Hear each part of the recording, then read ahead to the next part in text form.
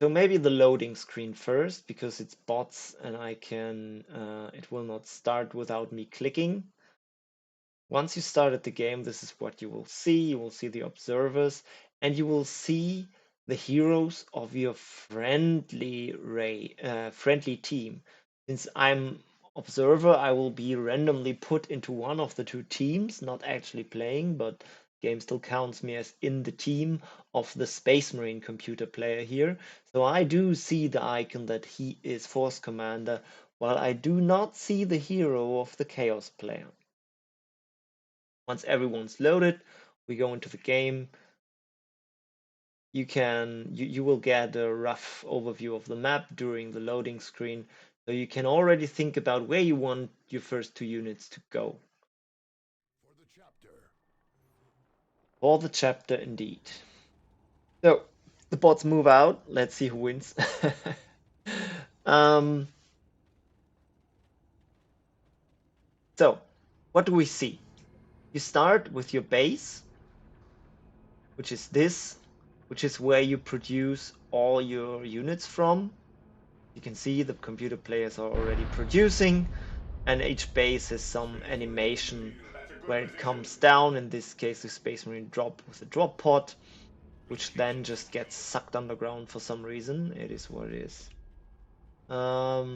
Yeah, not all maps seem to have preview with all points. Thanks, Tom.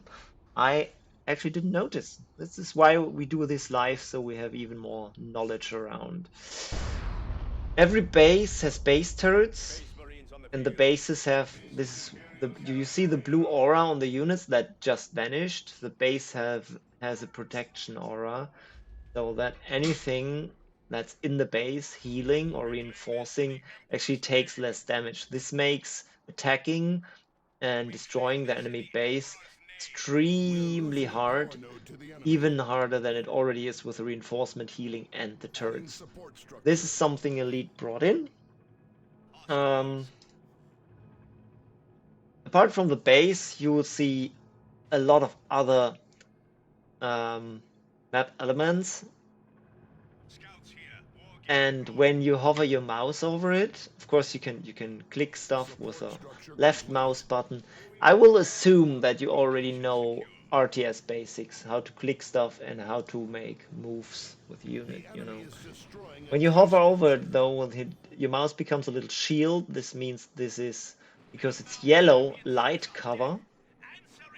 And here, this is heavy cover because it's green.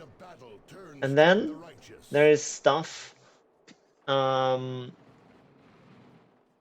has nothing and is impassable. So units cannot walk over this, and they can also not fire over this unless they do indirect fire.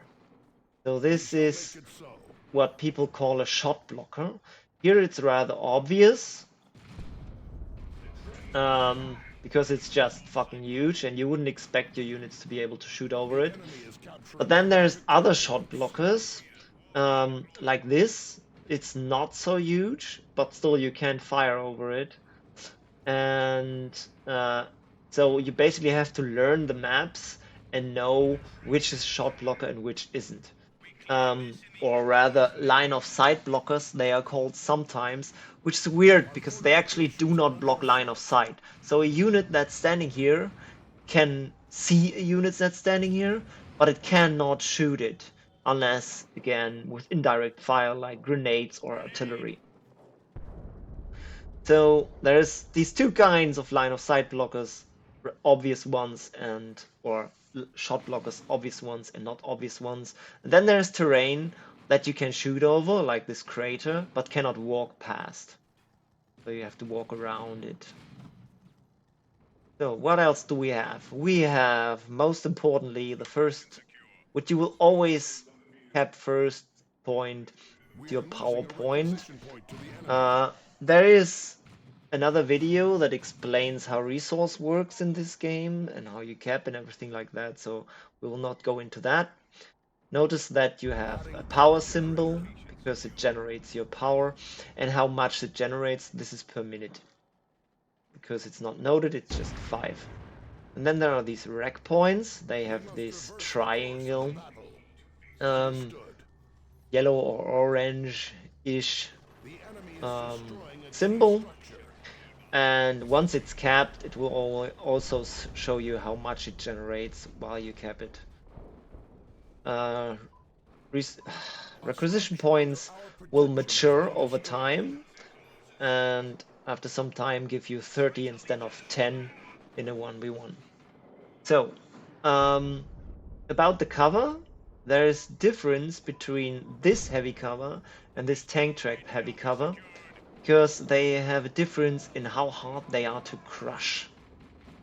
This one can be crushed even by a warboss or chaos lord, for example, or light vehicles like transports.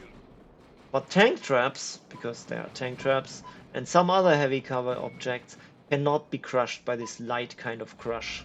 You will need a walker or a super heavy tank to crush this, like Land Raider or, well, just a walker, as I said. What else do we have? We do have garrisons, like this guard tower that I just clicked.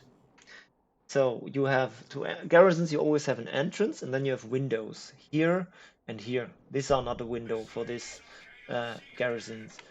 Every window can have one model firing from it. Your units will enter here and go out here. Garrisons, units in garrisons cannot be attacked by melee and have large resistances to normal small arms fire. But then there's anti-garrisons weapon like flamers and grenades that will absolutely devastate the units in buildings. So be careful, but it's a very good melee counter. Not all maps have these garrisons, but this one has, mostly at the edge of it, like here, and this is also a garrison. But none in the middle of it, so there's nothing here. So, by now, the bot has noted this, so it's not +5 anymore, but +9. So node would be what you put on the power nodes. And then you can also build generators. Thanks. Oh wow, Chaos actually kept that and not the Space Marine.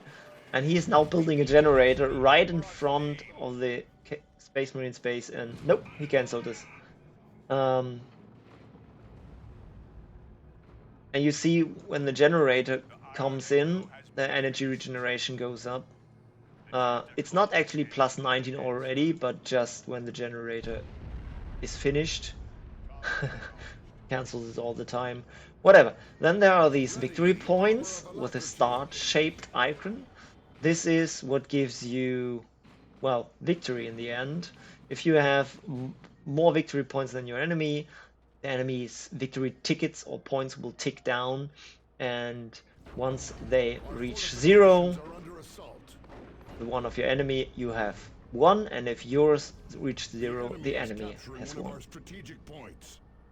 This would be map elements. The other stuff of HUD I will explain later, when I actually